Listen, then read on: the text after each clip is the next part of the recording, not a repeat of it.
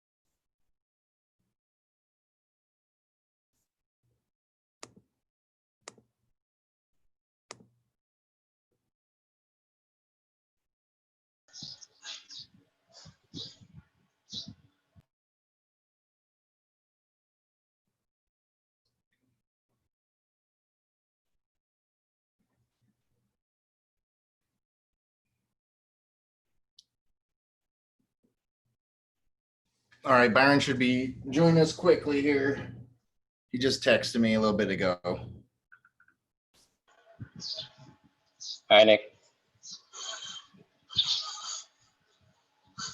Joining from the Philippines. Hey, welcome. Thanks for joining us all the way from the Philippines. Pretty cool. Yeah, sure.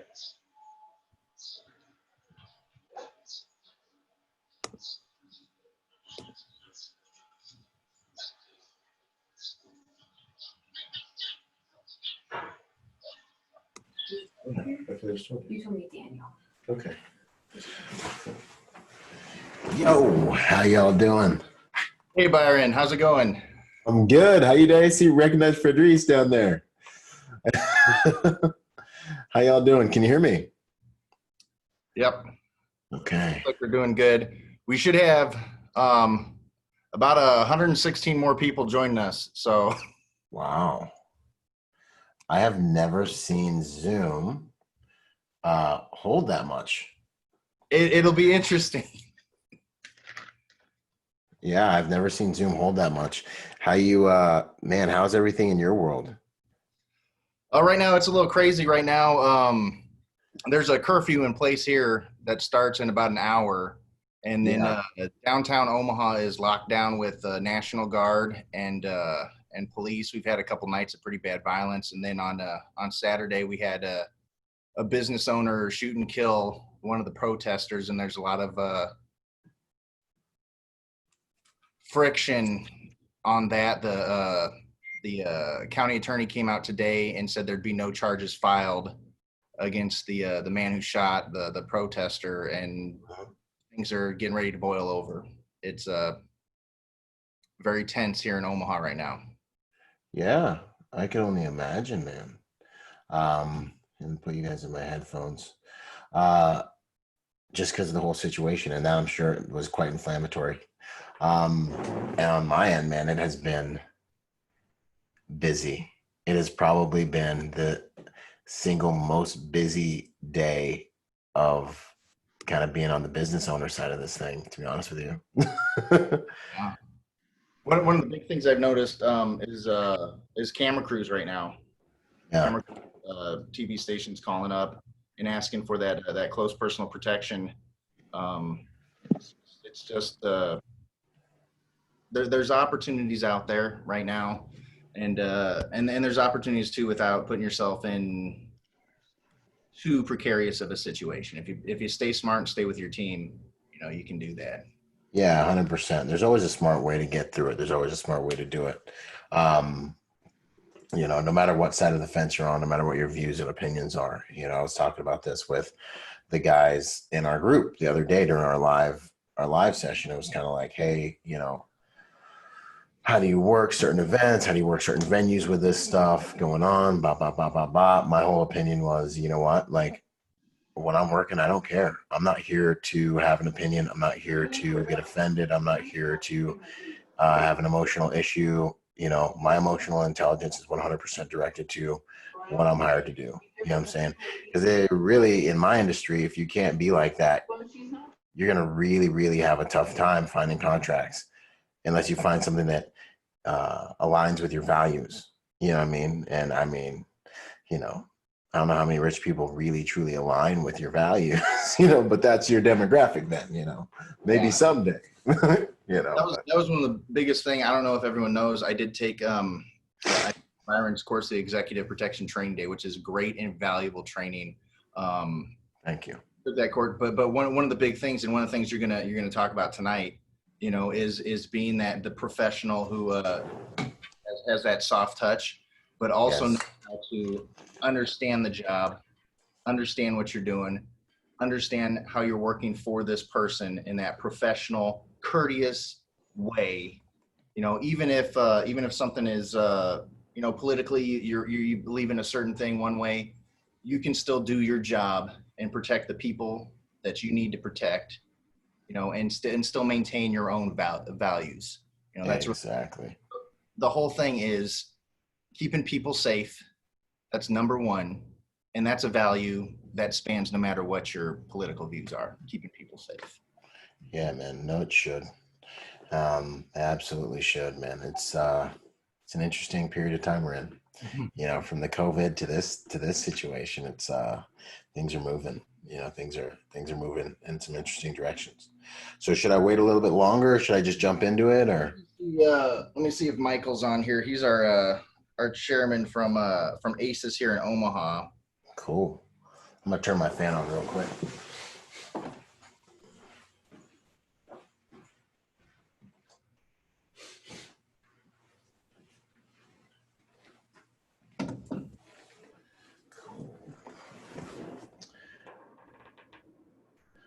Okay. He's gonna try to join. He's head of security at Creighton University here. All the colleges and stuff, they're all and Creighton University is right downtown, so it's all pretty insane right now with everything downtown. So I think we can probably get ready to go in a moment, in just a moment. I'll just say a little something about ASIS International. I'm sure a lot of people have heard of ASIS International. It's a great organization if you're involved in the security business, whether it's cybersecurity, personal protection, the financial industry. It's really cool. Check it out. There's a lot of great resources, training resources, stuff that can help you achieve your goals in the security industry. And I would encourage people to check out Omaha's chapter. It's got a lot of great people, a lot of great connections to make within the financial industry, officers, firefighters, all the different security organizations from Creighton University, UNMC, State Patrol. We had the Secret Service in there the other day, or well, I guess back before all this COVID stuff. It's a really great organization. If you're in the Omaha area, it's a great organization. If you're worldwide to get in, get some training, make some connections with that. And then I'll just say a little bit. I'm admitting people here. There we go. I'll just say a little bit about me. I'm very excited that my company Elite Tactical is helping to host this. I'm very grateful to Byron for saying yes and doing this with us. Honestly, Byron is he's really the leading voice, the leading professional in executive protection, in my opinion. He texted me the other day. And I told him that I was so excited, when this was first set up, I was excited. I was kind of bouncing around my kitchen a little bit, and my wife asked me what my problem was, and I said that Byron Rodgers is kind of like the Derek Jeter of EP, which got the wife eye roll. Oh, thanks, man. That's huge, brother. Thank you. But Byron Rodgers here. veteran, author, motivational speaker, one of the leading voices in executive protection and security. And we're really honored to have it. I'm going to let him take it away. Man, Nicholas, that's amazing. Thank you for all the awesome things you said to me, man. That really means a lot, you know. I always try not to forget where I come from, and I know that I'm just this, like, I still see myself as this like little boy that's trying to find his way, you know what I mean? Like, and I got some mentors and stuff, and I just like I'm trying to keep my eyes and ears open so I don't mess it up, you know, because I will. You know, I will if I don't stay on my game, man. So it's an honor to be here. It's an absolute honor to be here, and it's an honor that you guys are spending this time with me. I haven't figured out exactly how to show slides on a Zoom meeting while showing my face. I can show a screen, but then I don't want to give you guys like death by PowerPoint, you know? So I might flip in and out, back and forth a little bit just to mix it up a little bit. Okay, sweet. I'll just kind of flow with it how I feel like I should flow with it. This subject that we're going to be talking about today, social dynamics of executive protection, is, in my opinion, the secret sauce. It's the secret sauce of the whole thing. I'll get into it a little bit more, but I just want to, welcome you guys to the call, let you know that it's an honor for me to be here, let you know I'm going to do everything I can to make your time worth it, because time's the most valuable thing that we have, in my opinion. All right, boom. So social dynamics of executive protection, in my opinion, this is how you pull ahead. I'm not the biggest, I'm not the baddest, I'm not the best, I'm not the sexiest. I am just a dude. I'm just a guy. I'm a guy with, you could say, a specific set of skills that has helped me have a very fruitful career. See if that works. If we can do this. Boom. You guys can see that screen now, right? I think you guys see the screen, the slides? Yep, looks Yes. good. Yes. All right, sweet. So outstanding. All right, so yeah, man, I've done this. This is something that I have just kind of ran with, and it's been in lots of different ways very countercultural. I've kind of gone against the grain when it comes to a lot of things that I've seen on executive protection details, and this approach to executive protection has turned out to be very, very helpful. I've already welcomed you.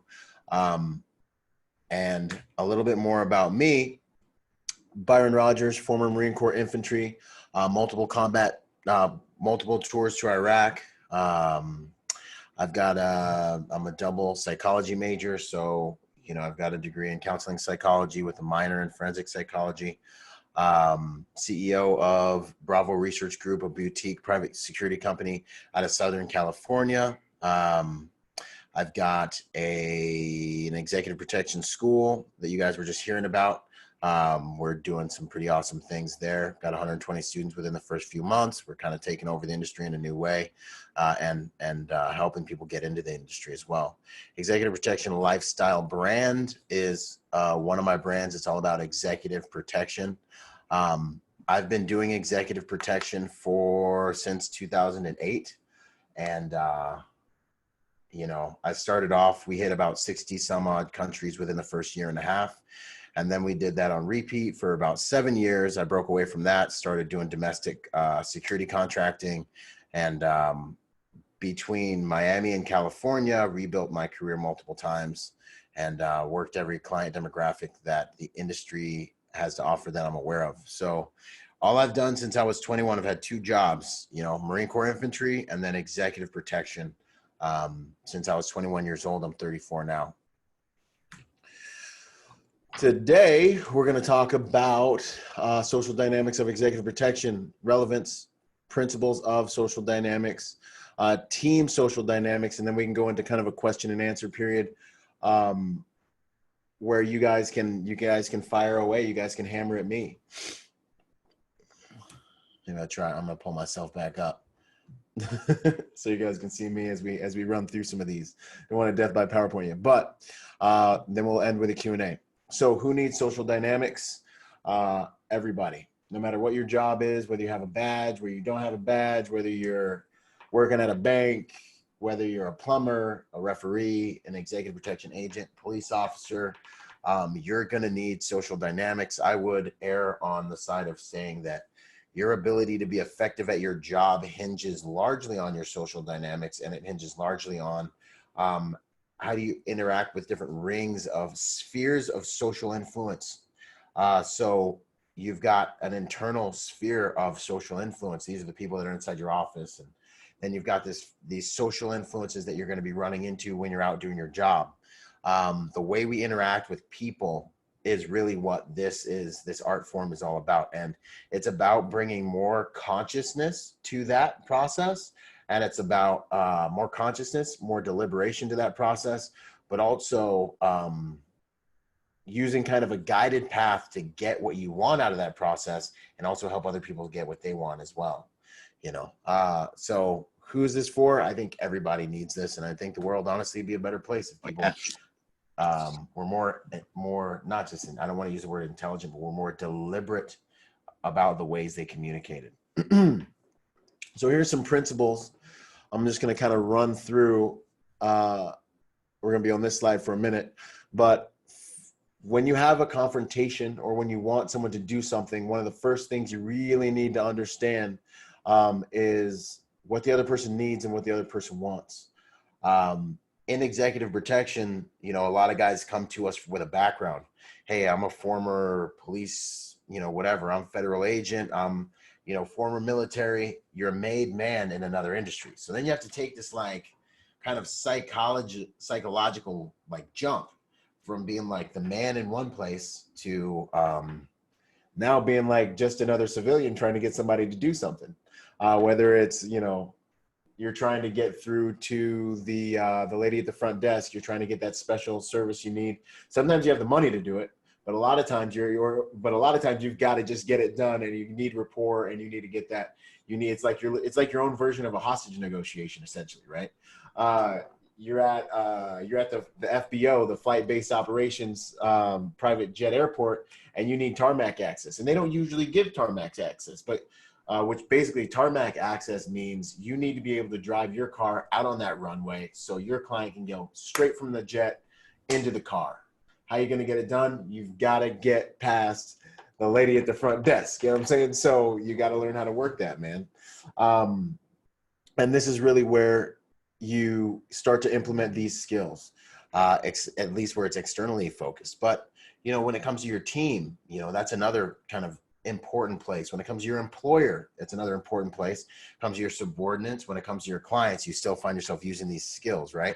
So the first thing I do is, the first thing I teach is focus on others. People aren't so concerned with what you need and what you want until they understand that you're there to help them get what it is that they want.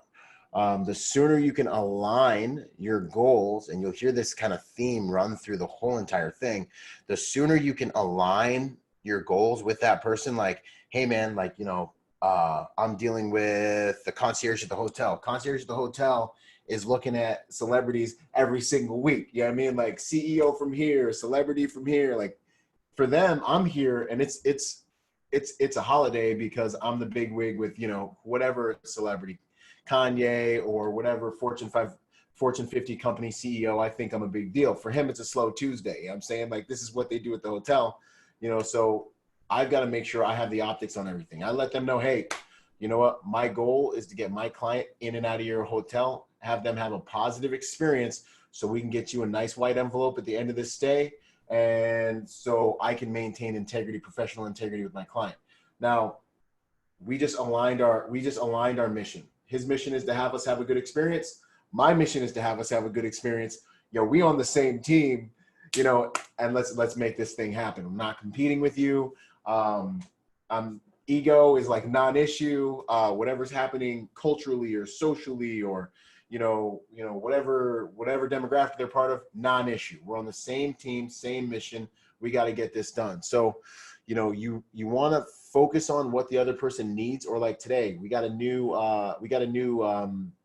PA, personal assistant for one of my clients. For her first day, she's getting to meet me. What do I say to her? Hey, You know, I talk to her about a few things, and I say what's most important is you understand that me and you're on the same page. Anything happens on this detail, if you make a mistake, I'm going to try and cover you. I'm going to try and protect you.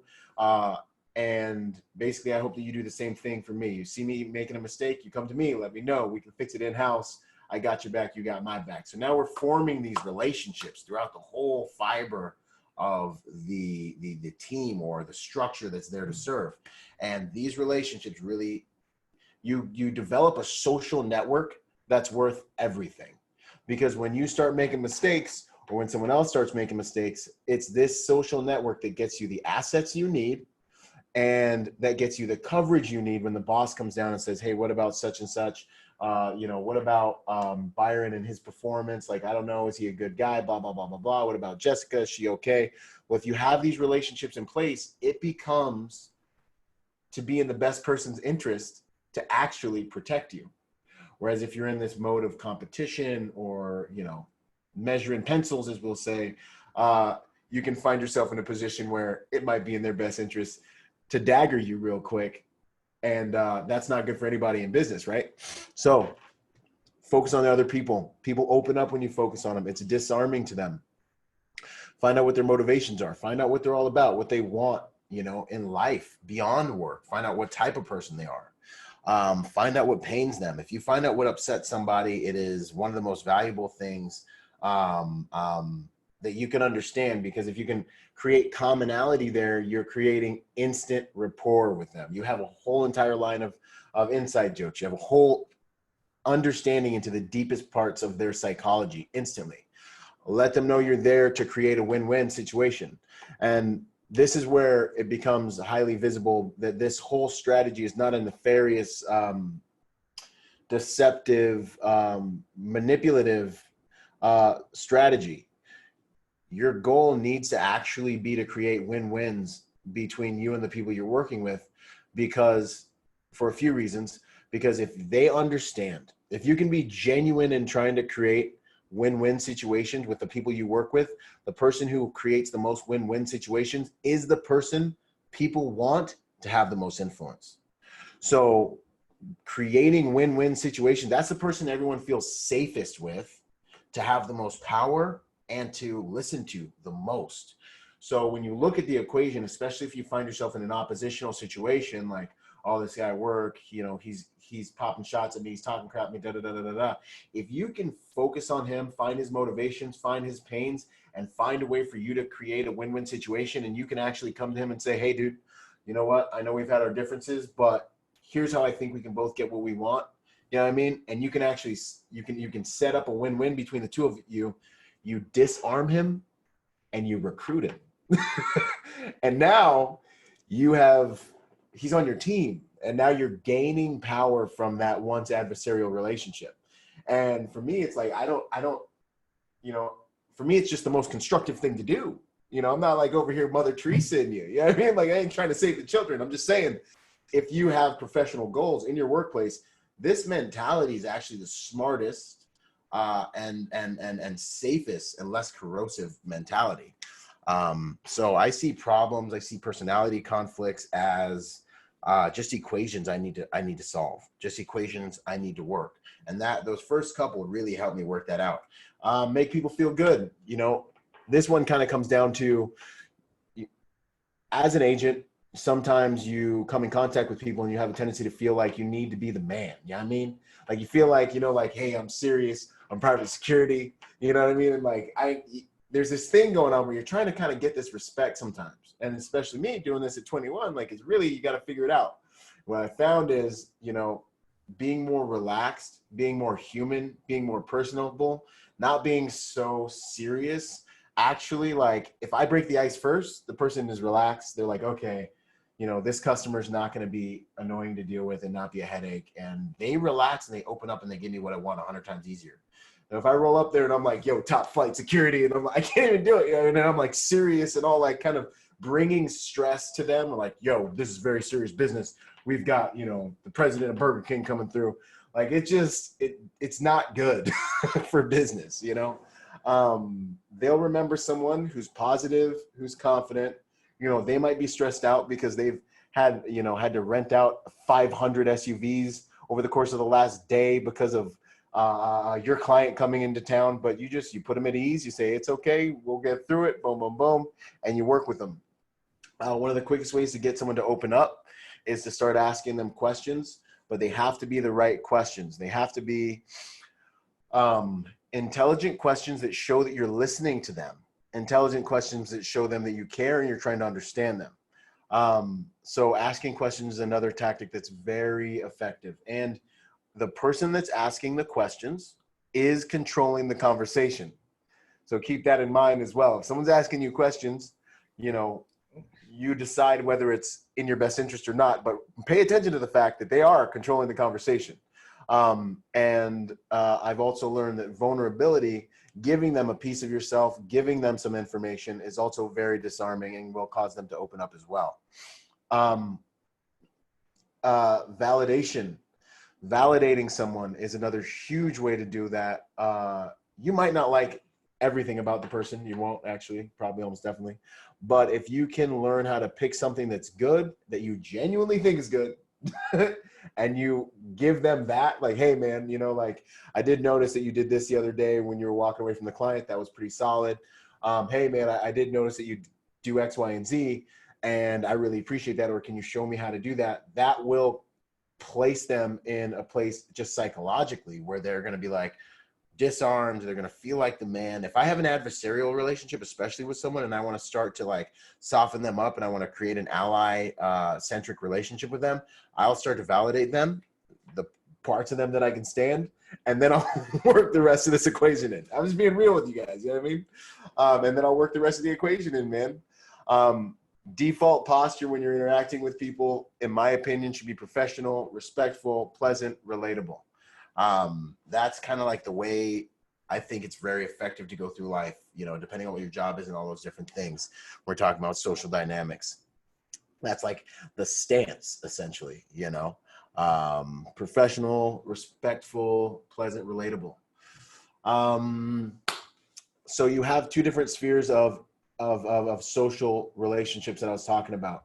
You have this social dynamics kind of art or way is something that you want to concentrate in two different areas. You've got your internal circle of teammates, important people like teammates, your boss, your client. These are people that are like inside the inner circle that you are going to have lasting relationships with. The decisions you make with these social relationships right here are going to dictate largely the bed you're forced to sleep in socially long term. And I'm talking about if you need to change the relationship you have to one of these people long term, it is not a battle, it is a campaign, okay? You will need to go on a campaign to change the way they look at you. You know what I'm saying? Like, it's like your friends and family when you come up with some good idea, like, I'm gonna start a business or whatever your idea is, and they all look at you like, all right, Jeff. You know what I mean? Like, okay, all right, maybe you will. You know what I mean? Like, they because these are the people that you're going to have a more crystallized social relationship and reputation with. The second layer is the external cordon of social relationships, and that layer is everybody you're coming in contact with, like this, all the time, every day, while you're doing your job. Now, these relationships sometimes cannot seem to be important, but when you do your job for a while, you're going to start realizing that there are people you just come back in contact with. Like when I was traveling all the time, it was like, yo, the people at Ben Gurion Airport, FBO in Israel, they knew who I was. You know what I mean? Like, I need to make sure I tip them out when I go through the FBO, when I go through the airport.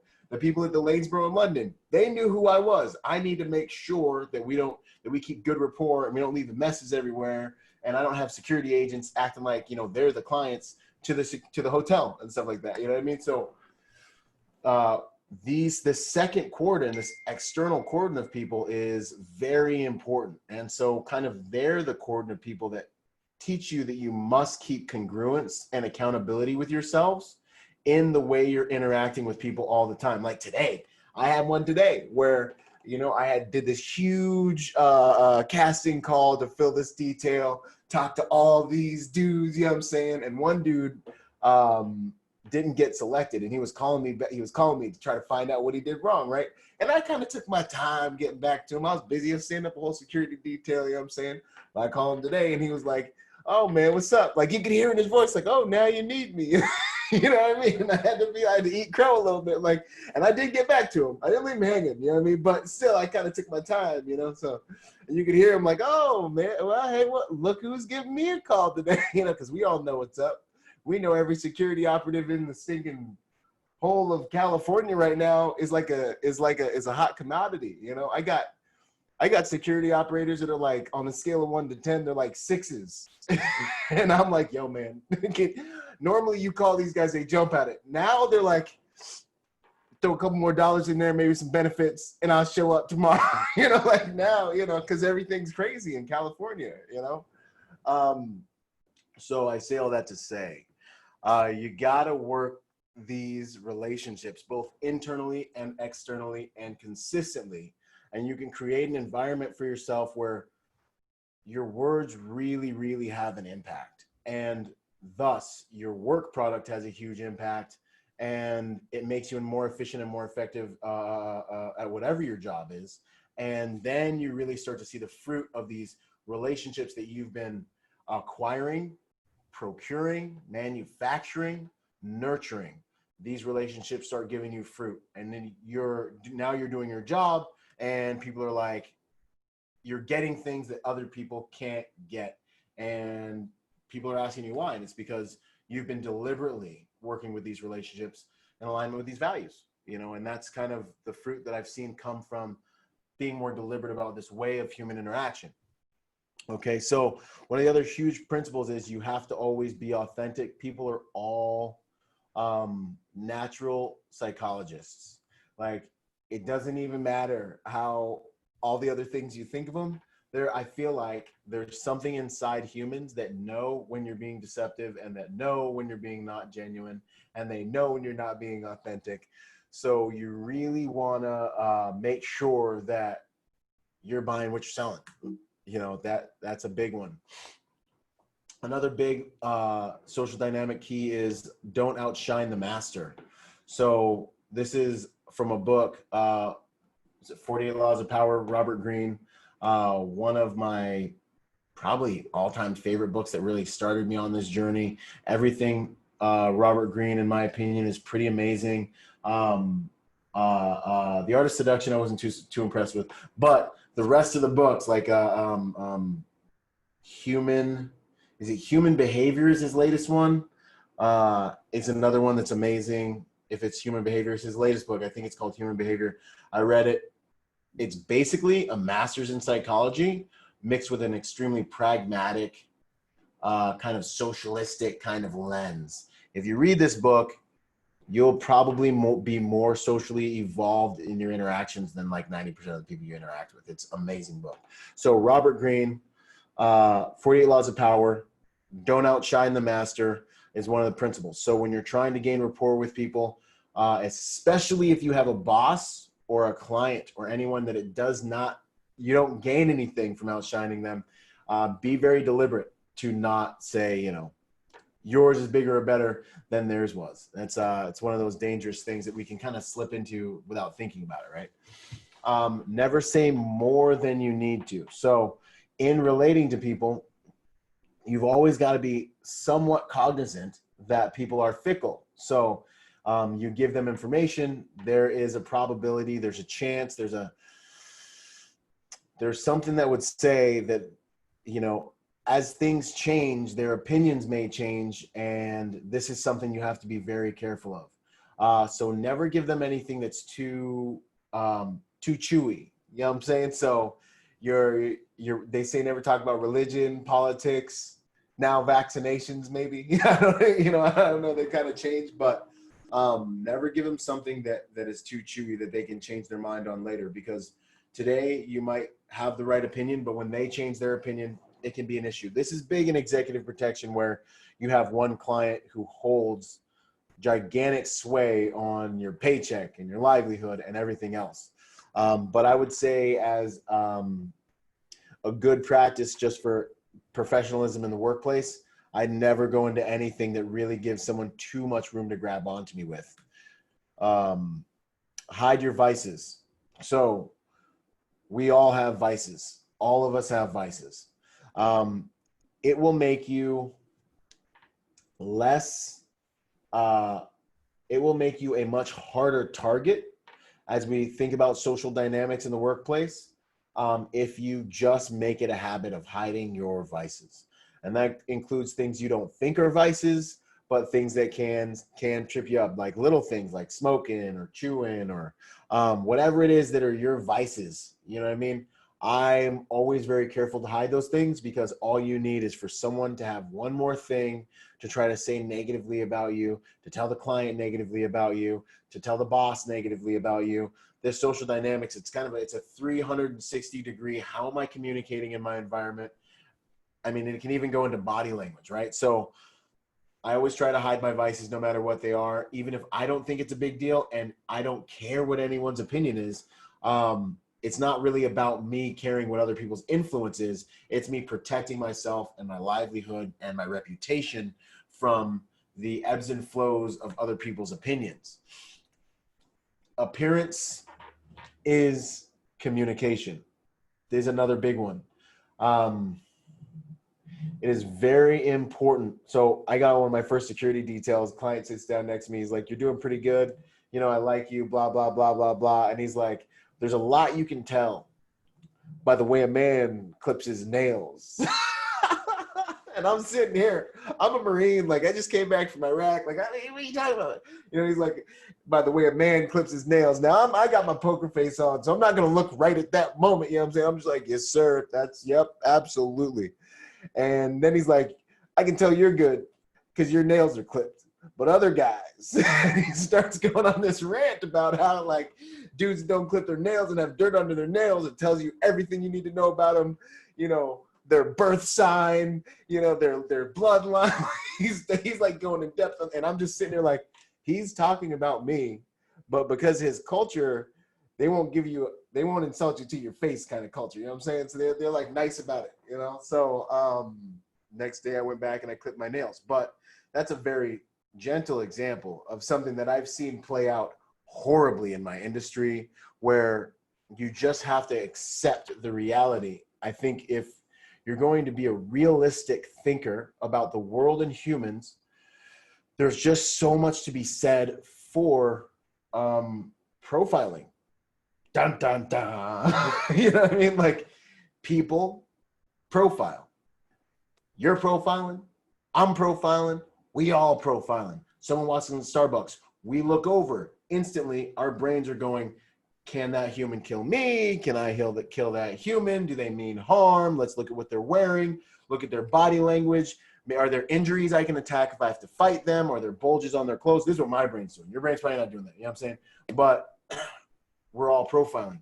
This female looks like a good mate. These are different characteristics. This male, same thing. Maybe he could be a good provider. Ba, ba, ba, ba, ba, ba, ba. He looks like he has this type of job. We're all doing it all the time. Nothing's one-dimensional in this world. Your life is impacted by your appearance and the little things, all the way down to the little things. So you've got to always remember your appearance is communication before you even open your mouth. So something that I always talk about with this thing is, everywhere you go, you need to understand the context of every environment you go into, and you need to make it a point to, I mean, if you want to fish in that pond, take a look at that tackle, utilize that tackle, and be deliberate about it. Not saying change yourself necessarily if it doesn't line up with your values, but at least be deliberate. I'm going to show up here this way because I want to, for these reasons. Not just, I'm just going to roll out of bed, get there, and be like in my sweats. Like, no, if I look like this, it's because I thought it through. You know what I'm saying? So always think from the mind of your client and your enemy. Always.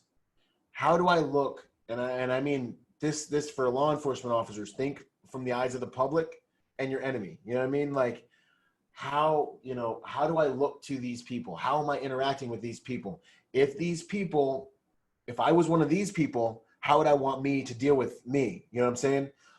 If I was the enemy, how would I take advantage of me while I'm talking to these people? You know, this is an ongoing conversation that we need to always be having as professionals. You know what I mean?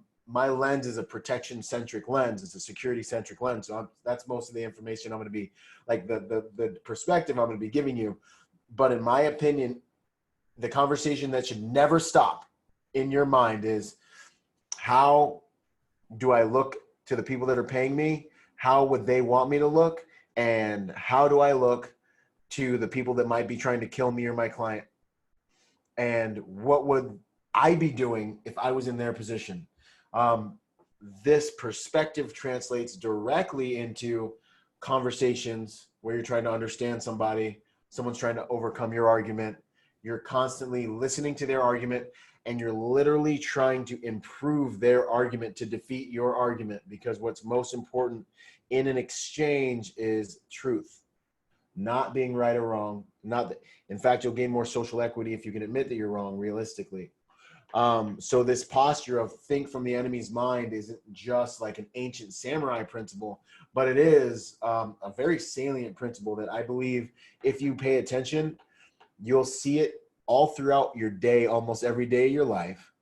And if you can implement it, it'll only make you more impregnable. It'll only make you more all-seeing. It'll only make you more, you'll have a larger perspective than everyone else down here infighting with each other.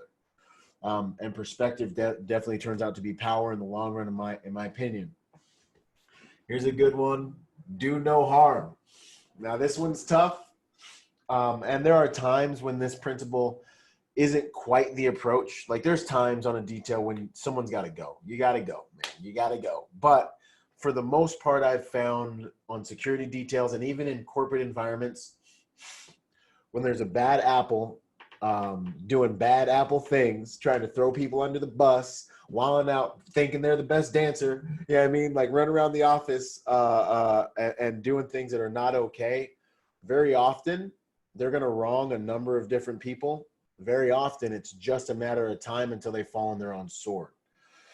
So I've really adopted a do no harm campaign in many situations where I'm like, they're going to get dealt with. It's going to get dealt with. And I just let them mucky up the waters in their own world and run around and just mess everything up for themselves. And when they fall on their face, it's not because I did something to take them out. It's not because of whatever, because if you got to realize that if you do something to take someone else out of the game, the reality is everyone else, even if they're your friends, they subconsciously know you're willing to go that low to take them out of the game. So you might do it to them too. So you've always got to be thinking of these implications. Like, so, you know, you throw that guy under the bus, you tell the client on him, bop, bop, bop, bop, bop. For the rest of your relationship with those people, they all know like, hey, there's a probability, you know, Jeff told on Johnny, you know, if we get him angry enough, he might do it to us. Maybe we need to take him out first. So these are the types of things you always got to be thinking of. The do no harm thing has kept my hands really clean in a lot of situations. That has made it easier then for people to trust me, essentially, because they're like, you know what, Byron really hasn't done anything bad to anybody or really talked much bad about anybody. The talking bad about people is one you got to work on, one I got to work on, but it's one I can do pretty decent. You know, it's just one of those you got to keep its things in certain circles. Relationships, if you can manage these relationships, you will gain influence. The relationships in your team, with your team, the relationship with your employer, the relationship with your client. And then there's another relationship I haven't spoken about yet, which is the relationship with the royal court. So we all have in the executive protection industry, and you can relate this kind of to your world. There's another sphere, like a little satellite circle of relationships that's around every important person. When you're trying to get to that important person or trying to influence that important person or trying to manufacture or foster and really benefit from a positive rapport with that important person, there's these little orbiters that are all of their relationships. We call those orbiters the royal court. That's cousins, that's in our industry, that's, you know, the manager, that's the PA personal assistant, that's the nannies in the house, the butler, that's, you know, the friend from childhood who's still with the client, you know, it's all these relationships. That's the spouse, you know, and they are all gatekeepers that are going to essentially test you, assess you, look for vulnerabilities in you, look for impurities in you, just try to get rid of you because they're jealous. Just try to get rid of you because they're used to people trying to get close to their billionaire client. And so you need to really, really be deliberate when dealing with the royal court.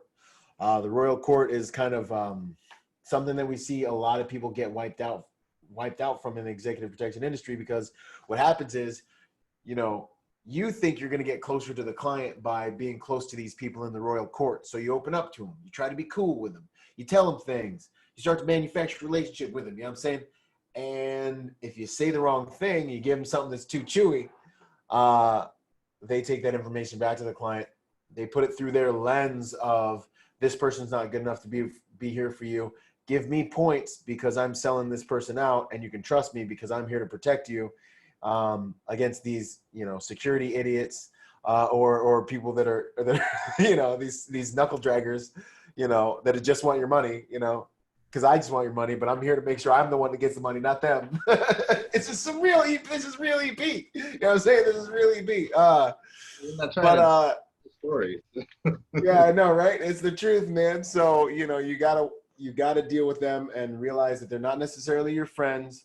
Maybe after you've gained trust from them, you've put in 5 years, 3, 4, 5 years, they may accept you, and then you still gotta keep it tight, but you're accepted, So the royal court is a real thing, and it's something you have to understand. I've seen many guys not make it in this game as a result of their interactions with the royal court, and that backroom dagger, they're bleeding out, they're hemorrhaging. I can't stop it because someone who has more social equity and authority gave the client the information, and all I can do as a business owner or detail leader is try to mitigate it and be like, hey, we're going to for sure deal with Jeff or Johnny on that. It's a tough one. So those are just kind of some cursory overview, social dynamics and things that, I believe apply to executive protection, but also apply to, just everybody, honestly. So we get into some more of the kind of team social dynamics. And my saying for this is the American slogan, "E pluribus unum," out of many one. So the goal with this is, you want to be the embodiment of the perfect teammate. And in choosing to be that perfect teammate and that perfect person, the goal is that you will influence the entire team to also then be that way. So, you're going to do these things. You're going to be this example. It doesn't matter what position on the team you're in. This is how you lead from your position. And the end goal, you'll hear me circle back around to this, is to create a culture on your team that has these values, because these values are going to build the strongest team. And it's something that we see in the Marine Corps, and it's something we see on big, strong teams. When you first come into a team, one of the biggest things I think that it's important to do nowadays, especially if you have an impressive background and all that stuff, is disarm them. Make sure everybody, like I talked about earlier today when I was talking with the new personal assistant, hey, I need you to know that I've got your back. I need you to know that if you make a mistake, I won't go to the client with it. I'm going to come to you with it. We're going to try and deal with it first here. I need you to know that you're safe, that it's us kind of versus them, essentially. You know what I mean? That we've got each other's back here.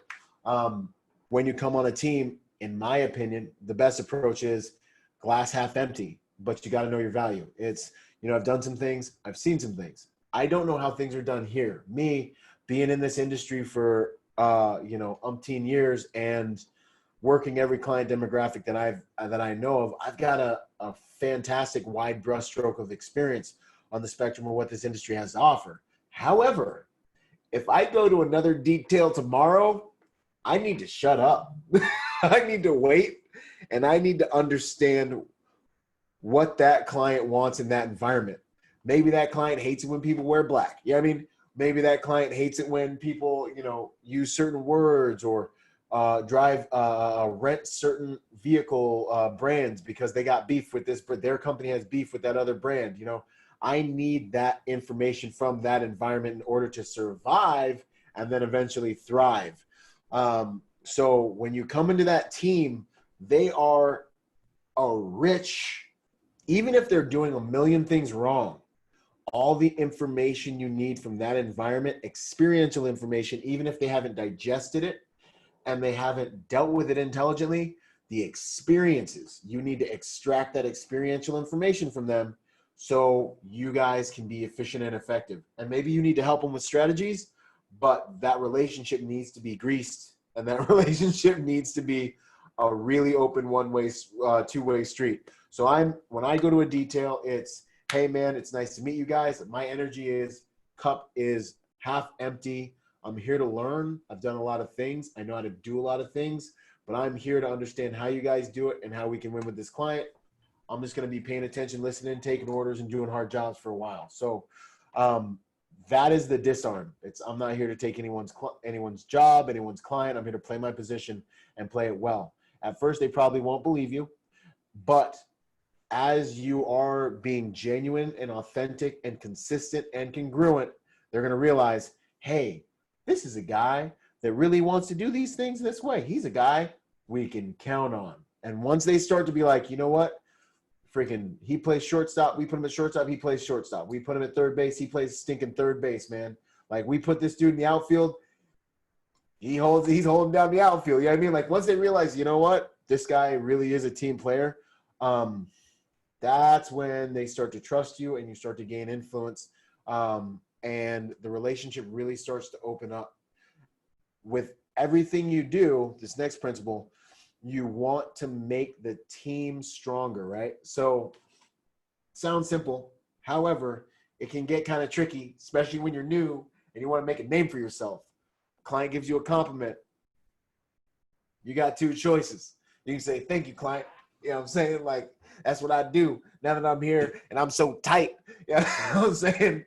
I just want to show you how I get down. You know what I mean? Like, you can do that. You really can. However, in my opinion, what I found to be the most constructive play is, hey, thank you, sir, ma'am. Honestly, I couldn't do it without Jeff and the boys, without the teammates. Why am I doing that, right? Because now I'm showing the whole team. I am deferring positive attention, deferring rapport, deferring positivity on them. Now, granted, the team's been back here pretty much whatever industry in. They've been getting beat.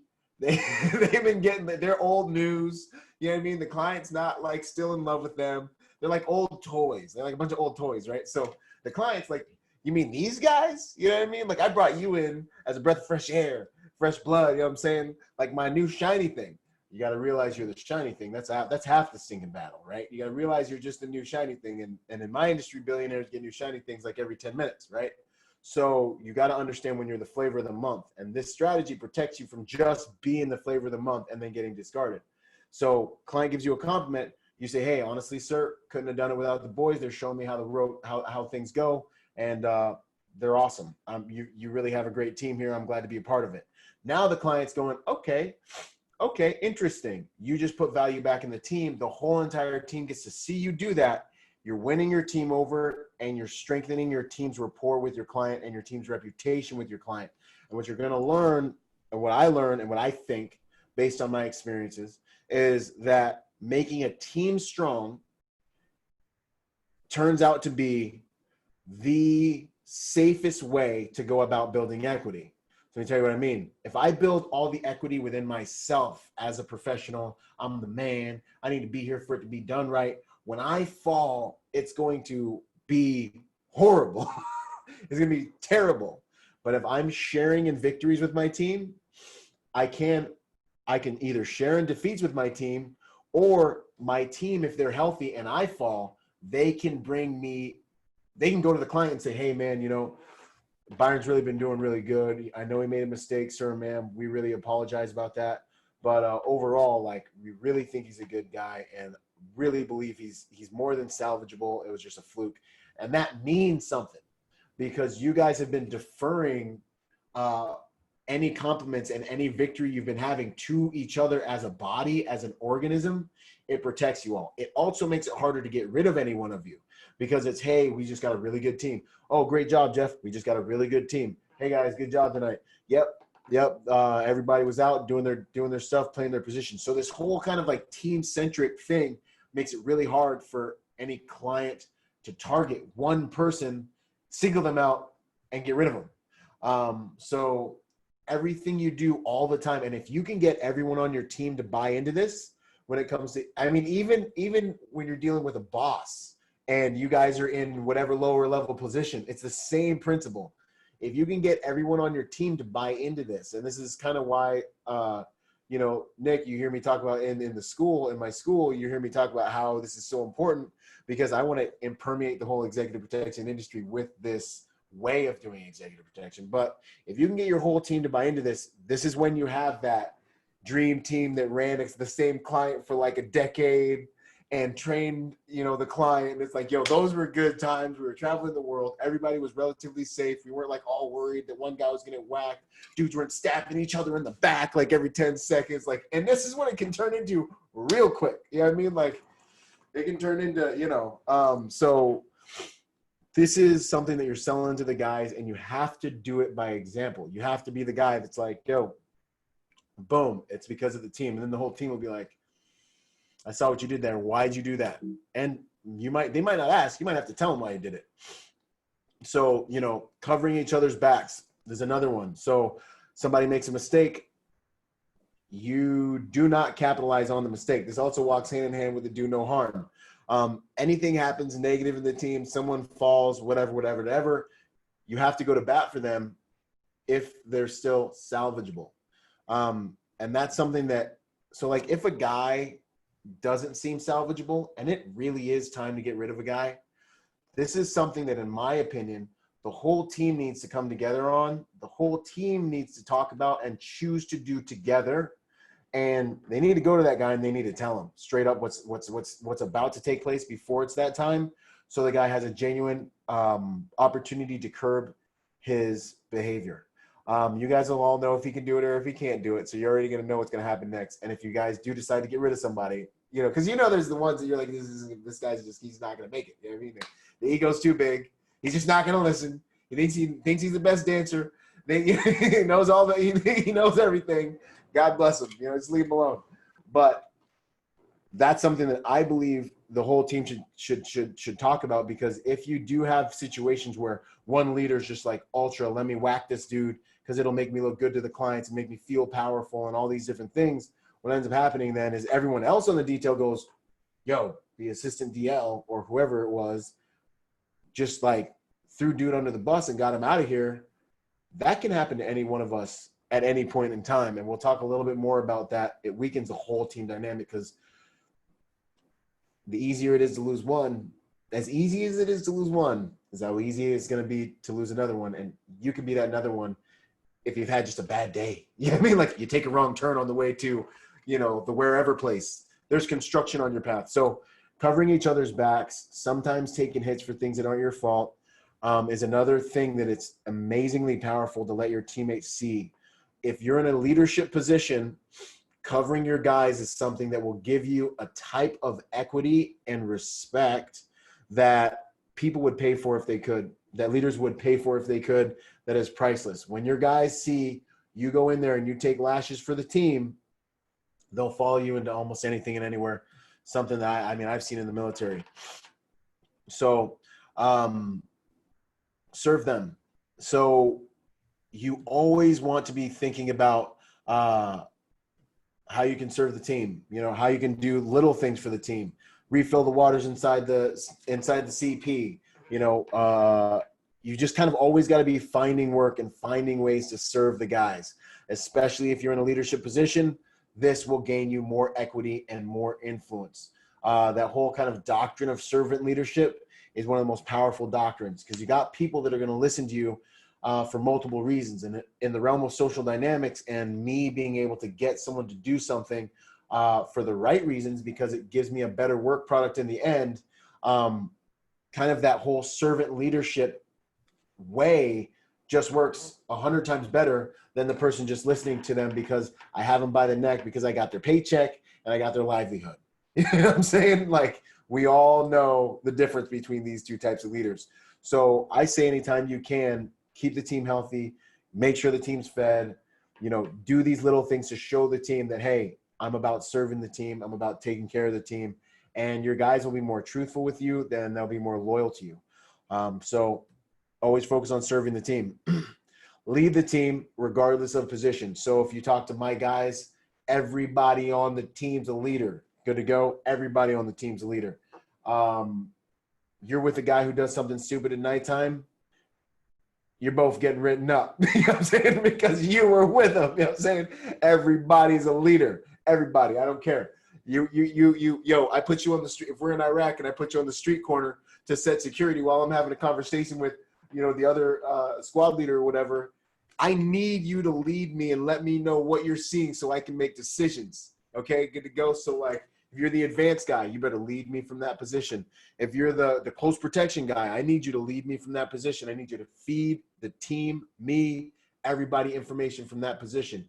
From the smallest guy on the totem pole, you're the driver, all the way up to the guy who's a detail leader, who's running everything, who's in, command center, my CP guy. Everybody's got to be leading from their position. And so I instill this value of you lead from your position. You are a leader because it instills a sense of, it empowers them, and if you're really a good leader, what you're trying to do is you're trying to create other leaders. That's all you're trying to do. You're like, yo, I need to create individuals who I can literally drop on a detail, ground zero, and they can get the job done. And as long as they understand my commander's intent, they can do the whole entire thing. So they're always, they're always thinking like a leader, whether they're the guy on the ground, the advance agent, the driver. They're just one of the halls and walls guys. They're thinking, hey, what have you been seeing out here? What's going on? I need you to lead me from your position so I can be an effective leader and steer this ship and get us home, Hard tasks. Hard tasks show up, attack hard tasks, and thus create a culture of attacking hard tasks. Reward those who attack hard tasks. Attacking hard tasks is a principle no matter what your position is on the detail or on the job. One of the strongest ways to gain respect is to attack hard tasks. No matter what your job is, when a hard task comes up, it is akin to a lion running around outside the tribal fence. You know what I'm saying? Like, it is akin to the giant fee fi fo fum, and everybody's looking around trying to see who's going to be the guy who's going to take the hard task. If you jump in and you take the hard task and you not only get stronger, you get smarter. You might even fail at the hard task. You're still probably getting smarter. You're still probably getting stronger. And you're still probably getting the respect of all the people who were too scared to do it. And then you jump on that hard task again, and you get a little smarter, you get a little stronger, and you get more respect. And then after a while, you get inoculated to this hard task behavior, and you find yourself being like able to do these hard tasks. And what you have just done effectively is put a lot of daylight between your skills and abilities and the skills and abilities of everybody who takes the easy road. This is important and this is powerful. It will bring you more influence in your environment, and it will make you more valuable to the organism as a whole, as well as to your leadership, because they won't have to go fight you or fight anyone else to get hard tasks done. There's so much to be said for being a good follower. 9 times out of 10, if I can pick, I'd rather be a good follower. I don't want to be the leader. Let me be like number 2. I'll come up with really good ideas, make you look really good, help you out as much as I can, take no responsibility for the mess ups, and I will let you have all the credit when things go good. That's my spot. I'm a number 2 guy. I love being number 2 guy. But as it turns out, I end up being number 1 guy sometimes when I can't avoid it, but which is a lot actually. But attacking these hard tasks is something that can make you stinking MVP to those above you. Your leaders will adore you if you're that guy who's just like handling things, jumping on the things that because they don't want to tell people that they care about their employees, their teammates, to do things that suck. You know what I mean?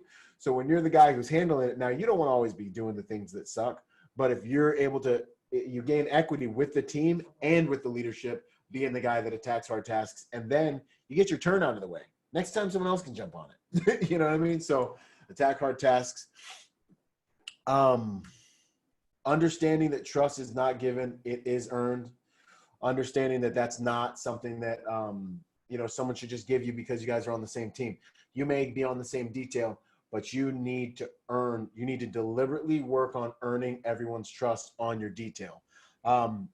It's something that it's almost better if you even vocalize it and say, no, man, you guys will see how I'll be. You know what I'm saying? I'm gonna earn your trust. I'm gonna earn your respect. You know what I'm saying? I don't expect those things. I'm not entitled to those things. I know who I am. I know I know what kind of man I am. I know what type of work I do.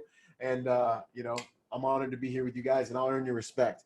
Earn trust. It's kind of like confidence. Confidence comes from experience. It just does. I wish there was an easier way for you to get it. I would do it myself. But the reality is, if you want confidence, if you want trust, if you want respect, you've got to earn these things. And it's very interesting. If you think really deeply into it, they're kind of intermingled.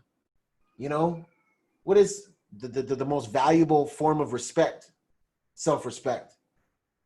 How do you respect yourself? You earn it. Wasn't nobody there with me, you know, when I earn my own respect, when I wake up in the morning, I go hit the gym. You know what I mean? I earned my Eagle Globe and Anchor in boot camp, working my butt off. You know what I mean? These people weren't there with me when I did that stuff. You know what I'm saying? Wasn't no one there with me other than my dudes when I was in Iraq. Now I'm here. You know what I mean? Like you, the things when you think about like what makes me respect myself, I earn that. And why do I trust myself? Why do I feel like no matter what happens, I'm gonna be okay? Because I done spent, you know, during deployment, I was 2-3 weeks with no showers. like I know how to go hard. If I need to go hard, I can go hard. You know what I mean? I know that because it comes from experience. So I trust myself. Why do I trust myself with a client or trust myself with a detail or trust myself with anything? It's because of this experiential information. So what is very interesting about this is that this earning people's trust is that you also have to earn trust in yourself, earn respect in yourself, build integrity inside yourself. And it's the exact same process in your environment with those around you. And there are no shortcuts to that. And just never make the mistake of trying to get that because you have rank or position or some type of shallow given status over people in your environment, you know? So back to another big one, which I talked about a little bit, respect and validate. Posture. I run up against another dangerous animal in the wild. You know what I'm saying? Another person, you know, they got rank. They're legit. I'm legit. And, you know, this is one I know in the African American community, we do pretty good. See another dude, look like a big dude. It's a pretty serious dude. It's like, what am I going to do with this dude? And you know what? In prisons, anyone who's been in like a rough neighborhood is really good at this one. You know what I'm saying? You see each other. You give them a nod, man. You say respect. And they say respect. And you both just, you're good. You know what I mean?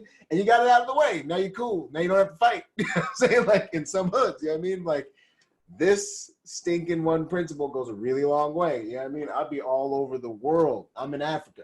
The Africans are looking at me like, oh, look at this lucky American.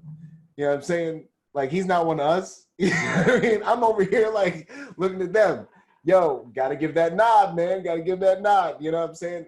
Now, sometimes they don't give it back because they don't really, you know what I mean? But I gave the nod, so we cool. You know what I mean? When we go all over the world, and I this principle of leading with respect, no matter what. You don't know who anyone is, and the reality is anybody can kill you. You know, we all bad dudes here and dudettes, but my experience has shown me that in combat, there's a lot of chance. 1 and 2, you never know who anyone is. Anybody can kill you. In executive protection, anybody can get you fired. I had to stop a guy in Israel from, I had a client was like, yo, the client told the detail leader, when I say lock this door down, when I say lock this area down, nobody comes through. So of course, you know me, I'm the new guy. They put me on the little door thing, right? So I'm standing there, you know, and they're like, hey, you know, I hear in the radio, total lockdown, nobody comes through. I'm like, yo, Semper Fi. I'm about to not let nobody through. Dude walks up and he's like, hey, he's like, you know, trying to walk around me. And I'm like, excuse me, sir, I can't let you pass right now. I've got to lock this area down. We've got live taping going on behind me. Dude blows up in my face. He is going crazy. Now, granted, you know, thank the Lord in heaven, I was professional. I took my licks. Dude's like, do you know who I am? You know, da da da da da da da da da da. And he just starts, and he's like, I'll get you thrown out of Israel. You'll never come back. I'm the minister of da da da da da. And he's just ripping me a new one. Now, I mean, like I said a couple times, I got a Marine Corps background. So, like, you ain't really chewing my, like, you can't really yell at me that good, like how my man's in the music. Like, you can get after it. God bless you. But, like, so I'm sitting there, I'm like, sir, I really apologize. I just can't let you pass. And he's even more angry because he's not big enough to really get past me. You know? So I'm not touching him, but I'm just kind of like, you know, hands up, don't, you know. At the end of the day, it turns out he was like the minister of police, and he for sure could have got me thrown out of the country. And fortunately, I was professional, and all the other Israelis around were like, this poor boy's just trying to do his job. And this old grumpy dude's sitting here screaming in his face, blah, blah, blah, blah, blah. And because the client did actually ask me not to let anyone back, I was safe. And it was because I was default respectful. It's one that saved me a number of times. Cooperation versus competition. Cooperation, and I got a few more slides here, and then we can go into Q&A and stuff like that. But cooperation versus competition is essentially at the genesis and the foundation of a lot of the principles that I've spoken to. They all kind of end up equaling the reality that if you can get your team into cooperation over competition, you as an individual will be safer, and the guys on your team, really no matter what your team is, no matter what your industry is, I believe, will all be safer as well. Competition, I believe, is most effective when it's team versus team, okay? Darwin, back in the day, survival of the pack, elimination of the weakest is really what he was talking about. The group is where the safety is. When the team sits there and they're like, when your client believes they have a solid team, everyone's safe. When your client believes they have a solid one or two dudes, you're going to have problems. I don't know if you guys, what's my man's book? I'll come back to it. But when it's one or two alphas in the team, the rest of the guys are in trouble. You know, the rest of the guys are going to get kicked around. And are the rest of the guys going to cover your back if you make a mistake? You know what I'm saying?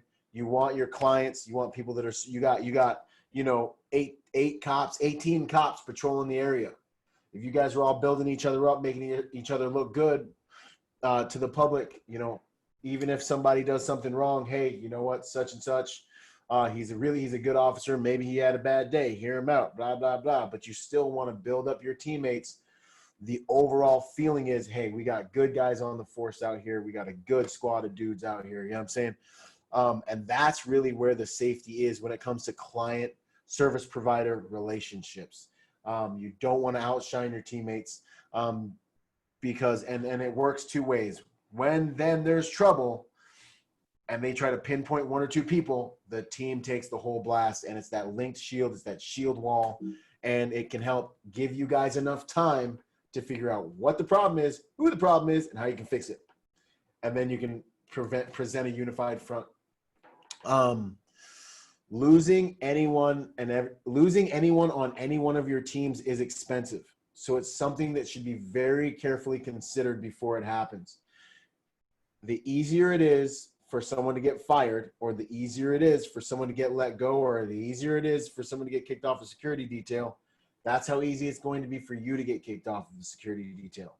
So even if the person is really heading in that direction, make sure there's a path for them to take with a lot of different fail-safe options, in my opinion, because you might find yourself in a position where a client or a situation, good people get caught up in bad situations, a situation or a client might take aim at one of the good guys on your team. And if you have a good system to protect guys and protect teammates, there'll be a higher probability of you being able to save that guy. And unless there's just so much damage done to him socially with his street cred, with his reputation, then you can get him healthy again. Start that campaign, start that PR campaign, try to get him healthy again. Let's see here. Create a culture of winners. Like I said, basically, you want to make sure that everyone's taking ownership, everyone's leading from their position, and everyone is kind of all about the team winning. Cultural equity is what you're looking for. And that's what I alluded to at the beginning of this talk, which is essentially when everyone else, the more people on your detail or in your work environment that understand you're their guy, you're the guy that wants to create a win-win outcome for everyone involved, and you can do that, and you do it a couple of times, and you continually try to do that as often as you can, even if sometimes you can't, here you can't, there you can't, but that's the direction you're going. You're going to be the guy everyone wants to have the most influence. It's almost like a subconscious human. It's what we all want. We all want to be okay and get what we want and be happy. And when you're the guy working that's thinking that way, it's countercultural, it's rare, and it's powerful. Your team will only ever be as good as its culture. Your work experience will only ever be as good as its culture. The overall performance of your overall work product will only ever be as good as the culture you're able to create inside of that work product. So, you got to remember, e pluribus unum, out of many, be that one. So that's basically kind of like a little cursory overview of social dynamics, and open it up to questions. Maybe you guys got them. All right. Let's see. I got a couple of questions here that got sent in early. Cool. Let's see. All right. So one is from Joe Rotert. He's a security professional from one of our local schools here. Talking about kind of school shootings and stuff. Talking about run, hide, fight, or Alice. Past few years the focus has really been on threat assessment and prevention. What threat assessment tools do you think are appropriate when you're thinking about a building like a school when it comes to an active shooter type attack? I would say, like, I don't have any specific tools that I use other than maybe if you just think kind of like just a static position, a static building, even like run security at a house, or at Yeah, so I would say kind of the formula of understanding, what's your risk? What are the salient things that could happen? Are there any things that you guys are doing that increase the probability of that stuff happening? And how are you going to mitigate those things? How often, what's the frequency of those things happening? And, that's kind of the way that I approach that is just like, the formula is not coming to me right now at the top of my head, but it's really, you've got to understand what could happen, what behaviors you guys are indulging in that could cause things to happen.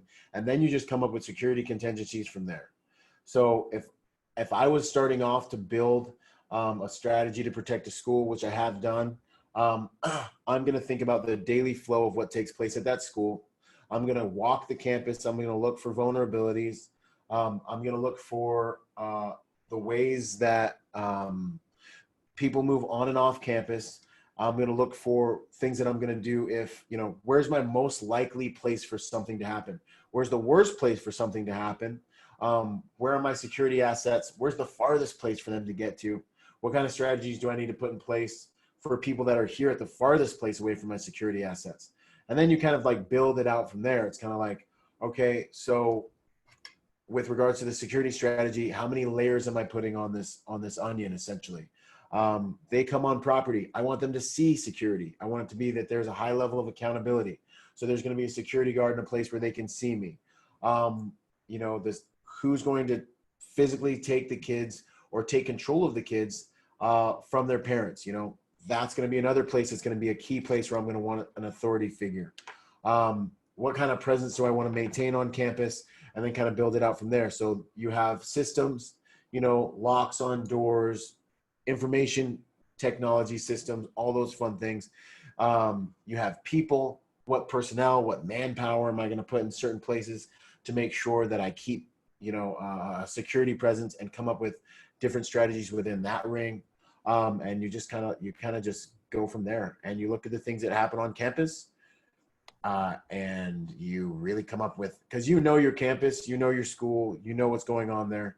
And so that's kind of like where you start, man. And that's where you finish. And you also want to utilize the assets that are there. So the principals, the teachers, the people that are able to say, like, you interview them. You say, when have you felt unsafe? What are you most worried about happening? What parts of the day or the campus kind of make you a little bit eerie, a little uncomfortable? And, it's not exactly the same as building out a security strategy for a client, because it's a little bit more, it's more stationary. It's more like doing it for, like, I've done a lot for churches, and those churches consequentially have schools.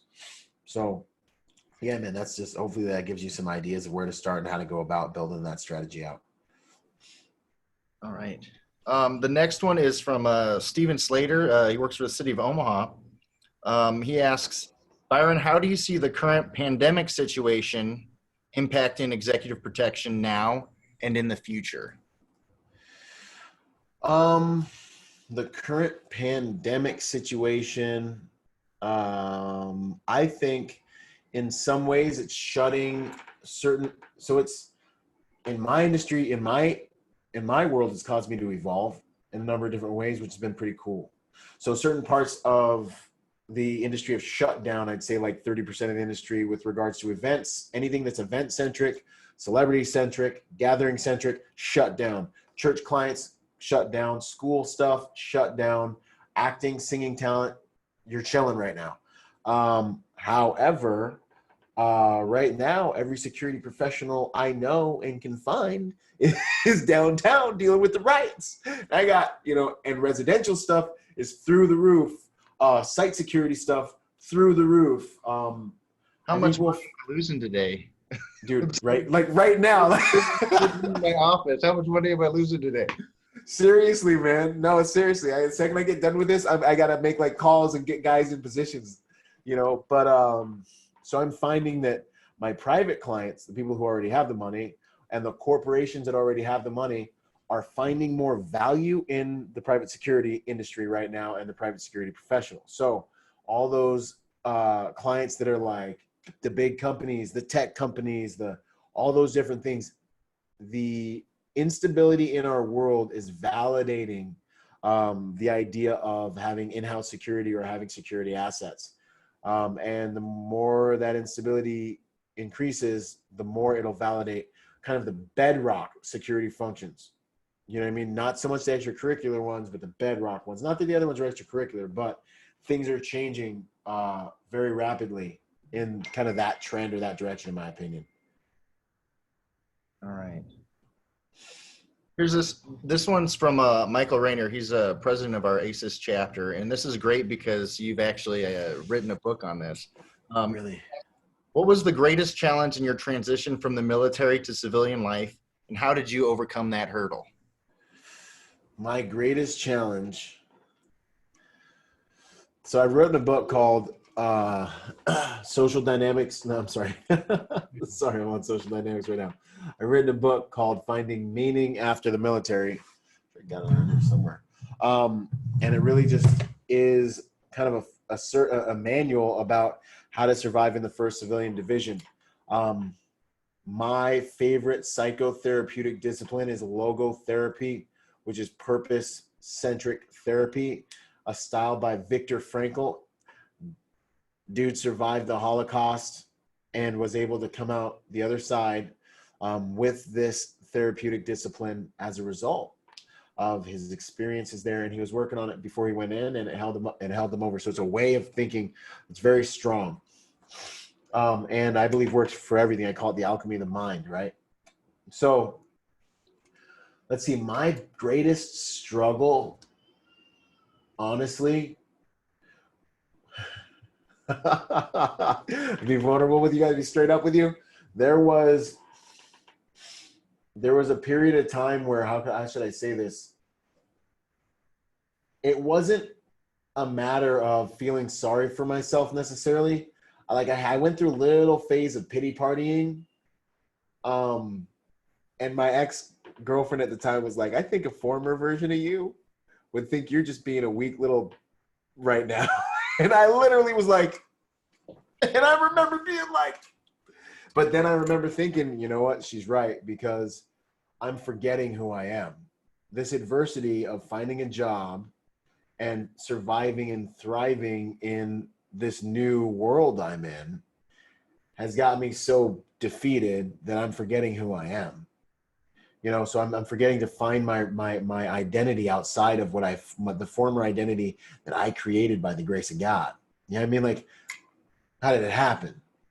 I built that. I earned that. You know what I mean? With the strength he's given me. You know what I mean? Like, here we are, you know? So really becoming very deliberate about redefining myself and looking out in this world that's nothing but potential and opportunity and freedom, which sounds so good, but really it's scary. It's mortifying, the reality that you're only going to get back what you are smart enough to get. You know what I'm saying? Like, you're the common denominator in every single situation that you come up on. Right now, you have in your life what's in alignment with your level of, maybe we could argue, your level of intelligence. And if you want a higher quality life, you've got to make higher quality decisions. You want to make higher quality decisions, you got to get higher quality information, and getting real about that. And then realizing that I was trying my best to do my best to be better. And then realizing it wasn't good enough, because the whole game was about becoming better, not just about me thinking I was good enough in the first place. At the beginning of the journey, you ain't never good enough. You know what I'm saying? And so really realizing that, like, I'm doing my best, I'm trying, I don't know what to do, I'm scared, like, I'm trying to figure this thing out. And then realizing this is just part of it. This is normal. Of course it's not good enough, bro. You just started. You know what I mean? Were you good enough in phase 1 of boot camp? All right. So shut up and get after it. You know what I mean? Like, that was kind of being that hard with myself, and stepping into that new world was kind of the path. I love it. Thank you. I love it, man. We got a question from Trahelm. I'm in the process of getting my guard card. Does your course or symposium include a blueprint where to look or how to stand out when looking for detail opportunities? So it's asking about Executive Protection Training Day, and then also Protector Symposium. And I did want to say I went through Executive Protection Training Day, which, here's the thing. You go and you take the classes with the shooting, you take the tactical classes, you take all those classes. And here's the thing. EP Training Day, you're going to go through those things, right? But it also brings what all the other classes miss, which Byron talked a ton about today. You know, that team dynamics, the hard skills will save your life, the soft skills will get you hired. Yeah, man. I mean, that's really it. Yeah. So to answer your question first, my course will not get you certified with your guard card and your state-centric licenses. You got to do those with the state, with your local assets there that you have in your state. But what the Executive Protection Training Day Success Package will do is it'll teach you how to make your resume stand out. It'll take you from inception of resume, job interview, how to dress, how to show up, how to do everything to make yourself more attractive to the marketplace, digitally marketing yourself, digitally building your own brand, all the way through your first day on the detail, interfacing with your client, interfacing with your team, into how to actually do executive protection operations the way I've done it, the way I do it and have done it for years. You'll get cheat sheets on all that stuff, advances and all that stuff. You'll go through, vehicle operations, how to operate on every single type of team, movement team, advanced team, venue team, straight through into how to continue marketing yourself out into the industry. And the other thing that I think is even more exciting is you get a network of private security professionals. Like, the network is huge, because everything I think that's good and bad will come to you in your life through a relationship. Think about your job, think about how you got it, think about, that boss decided to have a relationship with you. It's all social dynamics, relationship dynamics. You're going to have a sphere of influence that's going to be widening. And with that, widening the opportunities that you're privy to, being a part of that special pack, that pedigree. So you have that, and then you have that group that you're a part of forever. And we have a Facebook group, and we're all in that Facebook group, only paid members. And then the other value add is then I meet with you weekly in that Facebook group, and I do a live, basically just like we're doing right here, like literally. And I'm there to unload information, answer any of your questions, and talk to you about whatever it is you want to talk about. And basically I'm like kind of like your security coach consultant for your career. And we do our careers together, all of us, the whole group, you know, and the group's growing onesies and twosies per day, man. So it's becoming more and more potent. So you get a lot of value, I believe. I believe this product will do more for you during your career in the executive protection industry than any other product will that you purchase as far as training. I 100% agree with that. I mean, Yo, sorry, go ahead. no, that's 100% truth. EP training day, game changer. Thank you. And then the Protector Symposium, 2.0. that 2.0, we're on the second one. The first one was 250 protectors. No matter what your background is, as a human being, you got your basic needs. Thing they don't talk to you about is protection. So this event is all about making good people more dangerous, helping good people become more willing, capable, and prepared to protect themselves and their loved ones. And that's how we're going to make the world a better place, by increasing the amount of on-scene accountability. We've got all these human threat scenarios, active shooter scenarios. Good people don't really know how to protect themselves. That's why these body counts are getting as high as they are. I can't turn you into a black belt in one day. But what I can do is I can expose you to information and conversations from people at the top of the game that can make you a much better protector. Like, we got a lineup this year of 7 dudes. I don't want to take up too much time talking about it, but they are certified top of the game dudes that have, you know, been trained in military, law enforcement guys. And then I'm going to be teaching modern protection dynamics, but just for the sake of time, I ain't going to go through it, but look it up. Okay. Yeah. Look it up. All right. Where is it at? Here we go. Get on this. Right here. Oh, you got the link up? There we go. ProtectorSymposium.com. Yep. Get on it. Yep. Cool. Okay. So just a few more questions. There's 2 of them I want to, there's 2 of them I want to get to. The first one is, when hiring veterans, is there a specific MOS or AFSC that your company prefers? And do you have to be a veteran to get into the EP game? This is a question I get a lot. So no and no.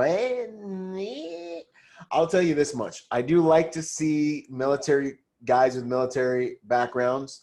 I do like to see dudes with, you know, law enforcement backgrounds. That's all great.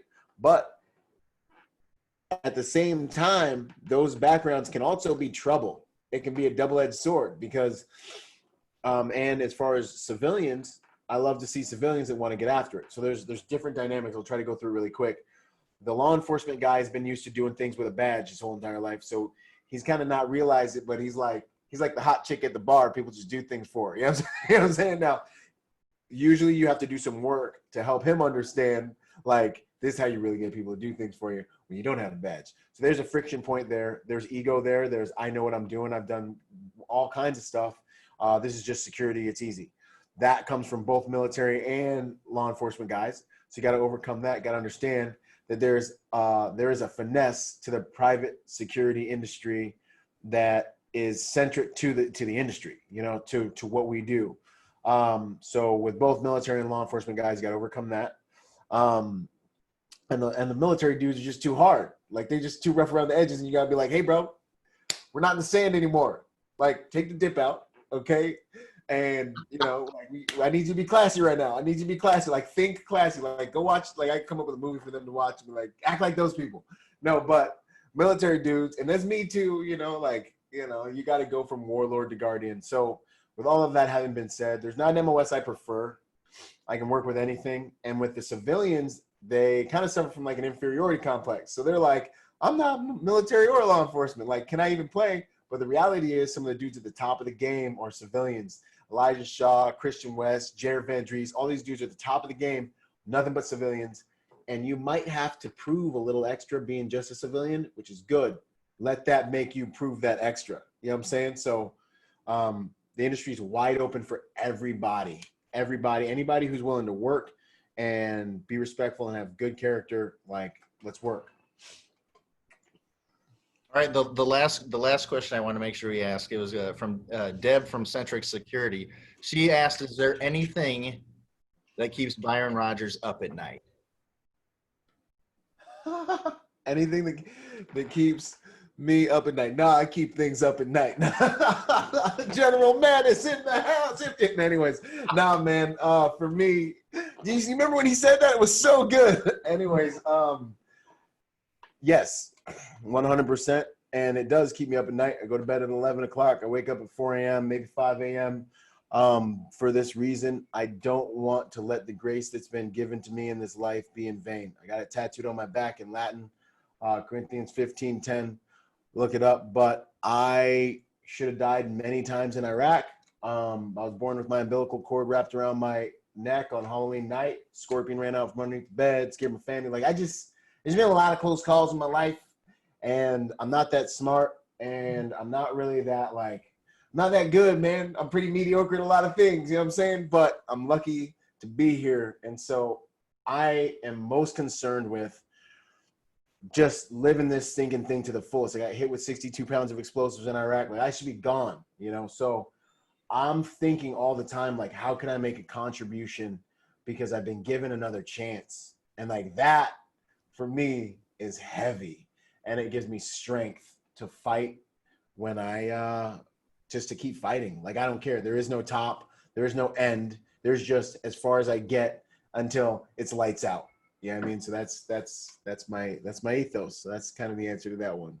Can't let this grace be given to me in vain. You know, by the grace of God, I am what I am. That's a great answer. I love that answer. Thank you. I feel that. We're so blessed to be here. We are. We really are. Byron, I appreciate you so much doing this with us tonight, you know, taking time out of your busy schedule, the crazy schedule that everyone has right now that's in the security industry, you know, with everything going on. I just want to say, you know, from Elite Tactical, from me personally, from ASIS International Omaha Chapter, you know, thank you so much, you know, for doing this. Is there anything you wanted to say to close things out? Man, it's an honor to be here. Thank you so much, you guys, for spending your time with me. I hope that you found value in it. I value time. It's one thing we can't get back, man. We're dying to spend this together. If you want to learn more about me, check out my website, byronrodgersmotivation.com. And yeah, man, I'd say with everything that's going on in the world today, this is what I'd like to say. Try to give people positive experiences, you know what I'm saying, with yourself. If you show me a demographic of people, if you show me a body of people, whether it's cops, black people, white people, orange people, pink people, Muslims, Christians, Buddhists, I'm going to show you imperfection. We've all tried to kill each other. We all been killing each other. We all been doing a lot of different things. And in understanding that that imperfection exists in all of us, I think what we really need to do is deal with any injustices, but let adversity bring us closer together. Because adversity can either tear us apart or bring us closer together. It's up to us. You know what I'm saying? So, you know, that's what I like to leave y'all with. Until next time, you know, be peaceful. Words. Thank you so much, Byron. I wanted to share again, everyone. I'm new at this Zoom. Protector Symposium 2.0, protectorsymposium.com. Make sure you go there, sign up. This is definitely worth it. This is absolutely amazing. What else? We got EP training day. I'm not going to find it. It's in my bookmark somewhere, but I think it logs into my actual. Yeah, it's just executiveprotectiontrainingday.com. There we go. I can throw it up there for everybody. Oh, here we go. Executive Protection Training Day. Sign up on here. This is 100% worth it to check this out. This is absolutely amazing. Other thing, people in Omaha, ASIS International, the Heartland chapter, check it out. It's a great resource here in Omaha. All throughout the world, you can check that out. It's international organization, security professionals. And then feel free to check out and do my little thing about my company here in Omaha, League Tactical Transport, transportation, security, executive protection, event security, security consultation, and secure transport of any valuables. So check us out there too. See if that bumps up my SEO on my website. You're the man, Nick. I appreciate you, All right. brother. Thank you It's an so much, Byron. This has been absolutely amazing. Thank you for taking the time out of your day to talk with us today, answer questions, and present that. We really appreciate it, and thank you so much. Absolutely. Hey, it's an honor. It's an honor, man. I'm glad to be in the position, man, to try to make a contribution. All right. So thank you, man. All Appreciate right. you. We'll see you later. All right. God bless. Out. All right. Thanks everyone for joining us. Make sure you check out that Protector Symposium. Check out ASIS International, and stay safe out there. All right. Bye.